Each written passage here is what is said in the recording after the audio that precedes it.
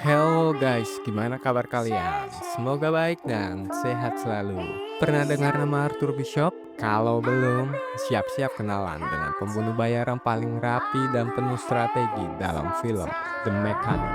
Sebelum kita mulai ke ceritanya, jangan lupa subscribe buat rekomendasi film lainnya. Langsung saja kita mulai ke ceritanya.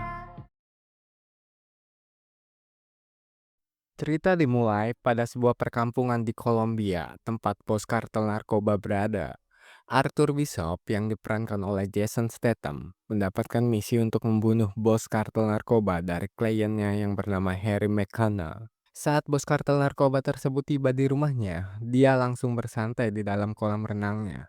Arthur yang sudah dari tadi menyusup dan bersembunyi di dalam air, langsung menarik bos kartel tersebut ke dalam air, hingga dia mati kehabisan oksigen. Seisi rumah kartel pun ramai dikarenakan kematian bosnya. Arthur yang sudah mengganti pakaian dan menyamar menjadi seorang pelayan pun dengan santainya berjalan, melewati semua staf dan penjaga yang ada di situ, hingga dia berhasil keluar tanpa seorang pun tahu, cuy. Arthur benar-benar menjalankan tugasnya dengan bersih tanpa celah sebagai seorang pembunuh bayaran. Sebagai seorang pembunuh bayaran profesional, Arthur tidak asal membunuh, dia harus memiliki cara berpikir yang khusus. Kemudian, suatu hari di New Orleans, Louisiana, Arthur bertemu dengan Harry McCann di sebuah restoran kecil. Harry McCann yang merupakan klien sekaligus mentornya Arthur, merupakan pebisnis yang kaya raya yang memakai sebuah kursi roda. Sambil berbincang-bincang, Arthur pun memberikan hasil pekerjaannya, dan Harry pun memberikan bayarannya kepada Arthur. Di suatu hari, saat Arthur sedang mencari tugas lainnya di sebuah website rahasia, Arthur melihat sebuah iklan permintaan pekerjaan yang targetnya adalah mentornya sendiri, yaitu harus membunuh Harry McCann. Arthur pun terkejut dan menelpon untuk mengkonfirmasi apakah ada kesalahan dalam permintaan tersebut, tetapi sayang sekali bahwa permintaan tersebut memang benar adanya. Arthur pun menemui klien yang memasang iklan tersebut di bandara pribadi kliennya. Klien tersebut bernama Dean Sanderson. Dean mengatakan bahwa dia mendapatkan izin kontrak yang besar untuk menangani seseorang yang kabur ke Afrika Selatan sebelumnya. Dean pun memerintahkan tim yang berisi 5 orang, yang salah satunya bernama Sebastian, untuk melakukan penyergapan di Cape Town, Afrika Selatan. Tetapi kelima orang tersebut terbunuh. Dean pun mencurigai mitra perusahaannya, yaitu Harry, sebagai pengkhianat yang telah membocorkan informasi tersebut demi uang. Dean memberikan Arthur waktu 48 jam untuk menentukan jawabannya, apakah akan menerima tugas tersebut atau tidak. Di suatu malam, Harry McCann yang sedang berada di kantor perusahaannya mendapati telepon dari Arthur yang memberitahukan dia harus segera keluar dari gedung perusahaannya karena Dean akan membunuh Harry malam ini. Harry pun bergegas keluar dengan membawa sebuah gunting dan pistolnya. Sementara Arthur mengarahkan jalur keluar yang aman kepada Harry. Harry memadamkan semua listrik di sepanjang jalurnya dengan gunting yang dia bawa. Arthur terus mengarahkan jalur keluar yang aman kepada Harry untuk mencapai parkiran bawah tanah. Harry yang tiba di tempat parkir bawah tanah terkejut melihat mobilnya ada di sana dengan kondisi yang sudah rusak. Arthur pun keluar dari belakang tembok dan mengatakan bahwa dialah yang telah melakukannya. Harry pun langsung sadar bahwa pembunuh yang dikirim Dean untuk membunuh dirinya ialah Arthur. Semua ini memang rencana Arthur. Arthur sengaja membuat Harry menghindari semua keamanan yang berada di gedungnya agar tidak ada yang melihat Harry keluar. Harry telah menduga hal ini berkaitan dengan masalah yang ada di Cape Town. Harry bertanya kepada Arthur, akan dibuat skema seperti apa pembunuhan yang dilakukan Arthur saat membunuh dirinya. Harry pun mengeluarkan pistolnya yang terdapat tulisan Amat Victoria Curam yang sudah dia simpan selama 33 tahun. Lalu menembakkan beberapa tembakan ke mobilnya sendiri dan menyerahkan pistol tersebut kepada Arthur. Harry yang memang kondisinya berada di kursi roda tidak mau mati terlihat seperti seorang pecundang. Dia ingin terlihat seolah-olah memberikan perlawanan saat akan dibunuh. Arthur dan Harry pun saling tersenyum. Harry menyadari jika memang dia dapat menghentikan Arthur pun, tetap akan datang terus orang lain yang akan mencoba membunuh dirinya. Karena itu, ia lebih memilih dibunuh Arthur yang sudah seperti temannya sendiri. Arthur pun menembak Harry tepat di jantungnya. Harry pun tewas seketika. Lalu beberapa hari setelah kematian Harry McCann, di depan kuburan Harry McCann terdapat Steve yang merupakan anak Harry itu sendiri sedang berdiri. Steve pun bertemu dengan Arthur yang juga ada di sana. Mereka berdua memang sudah saling mengenal sejak lama. Tentu saja Arthur tidak memberitahu Steve bahwa Arthur lah yang telah membunuh ayahnya. Steve pun meminta Arthur untuk mengantar ke rumah ayahnya. Di dalam mobil, Arthur memberitahukan kepada Steve bahwa ayahnya sangat menyayanginya meskipun hubungan mereka tidak begitu baik. Mereka berdua pun tiba. Steve mengajak Arthur masuk untuk melihat-lihat rumah ayahnya. Arthur bertanya kepada Steve apa yang akan dilakukannya setelah ini. Steve mengatakan dia tidak mempunyai tujuan. Dia hanya akan berkeliling jalan-jalan malam ini dan membunuh perampok mobil yang dia temui. Jika memang Steve beruntung, dia mungkin akan menemukan pembunuh ayahnya. Di malam harinya, Steve sedang berada di dalam mobil yang sedang dia parkirkan di tepi jalan. Seseorang pun datang mengetuk pintu mobilnya, mengatakan bahwa ini mobil yang bagus. Orang tersebut pun mengarahkan pistolnya ke kepala Steve dan mengatakan bahwa dia menginginkan mobil Steve. Menyuruh Steve untuk keluar. Steve pun mengangkat tangannya dan dengan cepat mengambil pistol perampok tersebut hingga membuat orang itu terjatuh. Di situ, Steve menghajar habis-habisan perampok tersebut sambil menanyakan siapa yang membunuh ayahnya. Dan saat Steve ingin menembak perampok tersebut, Arthur pun datang merebut pistol Steve dan membuat Steve terjatuh. Arthur membiarkan perampok tersebut pergi dan berkata kepada Steve, jika membunuh seseorang dengan sebuah motif itu merupakan tindakan yang bodoh. Keesokan harinya, Arthur yang keluar dari minimarket didatangi oleh Steve. Di situ Steve meminta Arthur untuk memberitahukan apa yang dia tahu dan meminta Arthur untuk melatihnya. Arthur tentu saja menolaknya dan menyuruh Steve untuk pergi. Tetapi malam harinya Arthur menghubungi Steve kembali dan meminta Steve untuk bertemu dengannya besok pagi. Saat Steve bertemu Arthur, Arthur menyuruh Steve untuk mengadopsi seekor anjing Chihuahua. Steve diminta untuk membawa anjing tersebut ke kedai kopi setiap hari pada waktu yang sama selama 3 minggu berturut-turut. Arthur pun melatih Steve dalam menggunakan senjata-senjata berat. Pada suatu saat, Arthur juga membawa Steve dalam salah satu misinya untuk membunuh seseorang. Arthur dan Steve berpura-pura menjadi klien dan memberikan list kepada orang tersebut. Saat orang tersebut membelakangi Arthur, Arthur dengan cepat mencekik orang tersebut menggunakan tali hingga membuat orang tersebut mati kehabisan nafas. Dan Arthur pun merekayasa agar seolah-olah orang tersebut mati dengan gantung diri. Tidak lama setelah itu, Arthur memberikan tugas kepada Steve untuk membunuh pembunuh bayaran dari kelompok lain yang bernama Burke. Arthur memberitahukan, Burke merupakan orang yang tinggi besar, menyukai anjing Chihuahua, dan menyukai seorang pemuda seperti Steve. Arthur menyuruh Steve untuk membunuh Burke menggunakan racun yang dimasukkan ke dalam minuman Burke saat sedang di bar.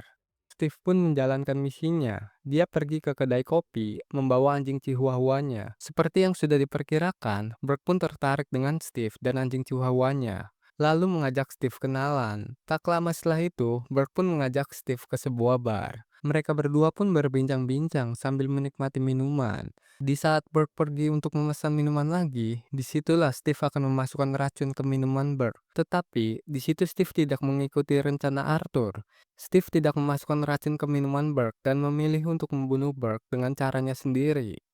Di rumah Burke, mereka berdua berbincang-bincang. Burke pun menunjukkan ketertarikan lebih dan menggoda Steve. Saat Burke sedang lengah, Steve berniat membunuh Burke dengan mencekik leher Burke hingga kehabisan nafas menggunakan ikat pinggang seperti yang dilakukan Arthur waktu itu.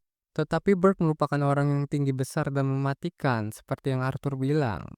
Saat Steve mencekik Burke menggunakan ikat pinggang, Burke pun langsung membanting Steve ke lantai. Perkelahian pun terjadi. Burke membuat babak belur Steve. Steve pun melakukan berbagai cara untuk menghadapi amukan Burke. Steve pun mengambil obeng, lalu menyerang dan menusuk Burke berkali-kali. Tetapi itu seperti tidak berpengaruh dan bahkan Steve kembali dihajar oleh Burke hingga dia merangkak ke dekat perapian. Di dekat perapian, Steve mengambil serok perapian yang tergantung dan menyerang hingga membuat Burke terjatuh. Steve pun tidak menyiapkan kesempatan itu dan menyerang Burke terus-terusan hingga Burke pun tewas. Keesokan harinya, Arthur pun dihubungi oleh Dean. Dean tidak menyukai jika Arthur menggunakan orang luar untuk menyelesaikan tugas yang diberikan. Apalagi hasil tugas pembunuhan Burke yang diminta Dean tidak dilakukan secara bersih saat itu. Dean mengingatkan Arthur bahwa prioritas dari tugasnya harus tetap mengikuti instruksi yang terdapat di dalam file yang diberikan. Tugas yang diberikan Dean selanjutnya ialah untuk membunuh Andrew Vaughan. Vaughan merupakan seorang pendeta yang telah menghasilkan jutaan dolar lewat sekte yang didirikannya.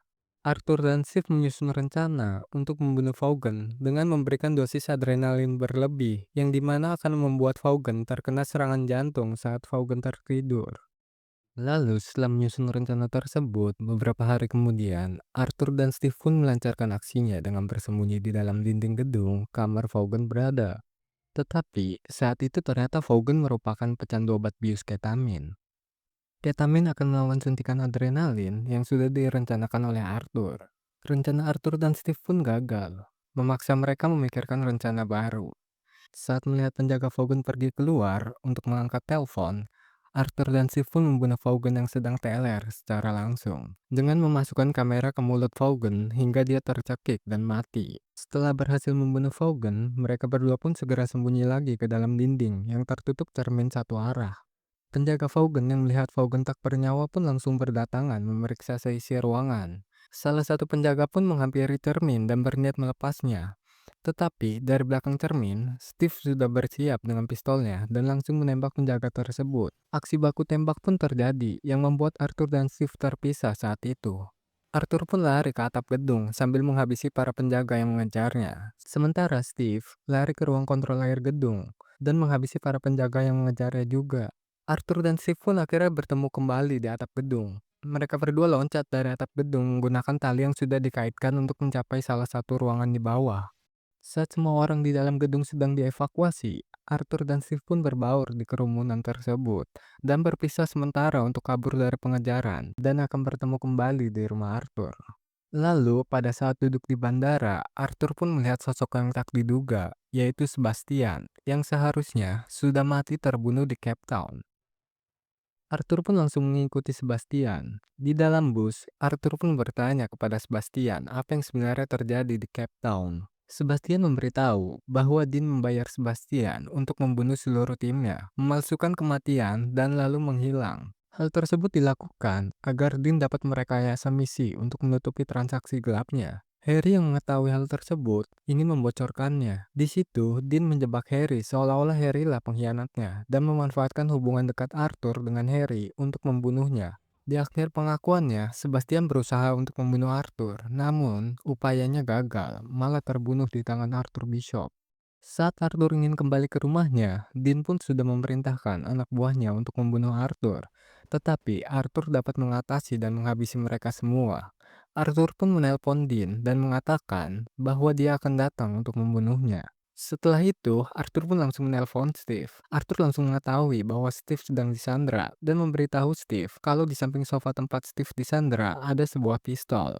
Steve pun pelan-pelan mengambil pistol tersebut dan menghabisi 3 orang yang menyandra dirinya. Mereka berdua pun bertemu di halaman rumah Arthur. Arthur memberitahu Steve bahwa yang mengirim orang-orang tersebut ialah Dean, orang yang mempekerjakan dirinya. Arthur menyuruh Steve untuk mengambil peralatan di rak bengkelnya. Saat mengambil peralatan tersebut, tak sengaja, Steve menemukan pistol ayahnya yang terjatuh dari atas rak. Akhirnya, di situ Steve pun mengetahui bahwa Arthur lah yang telah membunuh ayahnya. Arthur dan Steve pun bersiap menjalankan misinya untuk membunuh Dean, tetapi di situ Steve masih diam dan tidak mengungkit soal ayahnya. Arthur pun langsung menelpon Dean dan memberitahukan bahwa dirinya sudah ada di dalam gedung dan akan segera datang membunuhnya. Dean yang mendengar hal tersebut langsung menyuruh penjaga untuk mencari Arthur dan mengawal dirinya untuk keluar gedung. Tetapi, itu semua hanya tipu licik Arthur untuk membuat Dean keluar dari gedung. Arthur sebenarnya tidak ada di dalam gedung, melainkan dia menunggu di luar, yang dimana sudah menunggu Dean dan rombongannya yang akan melewati jalur tersebut. Saat rombongan Dean lewat, Arthur pun langsung menabrak 2 mobil pengawal Dean.